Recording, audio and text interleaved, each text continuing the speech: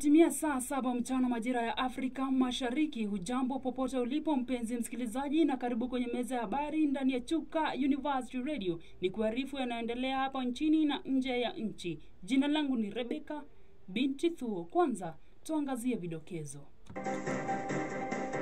Maombi ya kitaifa yaliyoandaliwa katika ukumbi wa Safari Park yakamilika. Serikali ya kitaifa yatangaza nafasi 4,000 za kazi kwa vijana Dubai. Rais William Ruto aomba msamaha kwa mataifa jirani Tanzania na Uganda.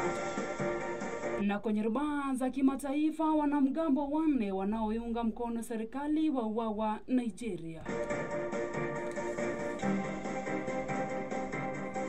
Karibu. Rais William Ruto akizungumza kwenye hafla ya maombi jijini Nairobi ameomba msamaha Tanzania na Uganda iwapo Kenya imewatendea makosa yoyote. Haya yametokana na zile kauli ambazo zimekuwa mtandaoni, picha ni kupishe, jibu ni kujibu, hasa ukiangalia bunge la Tanzania likiweka hadi kikao kuzungumzia nidhamu ya Kenya, hususan katika mitandao na vile kuhusiana na wanaharakati ambao walitaka kuingia Tanzania.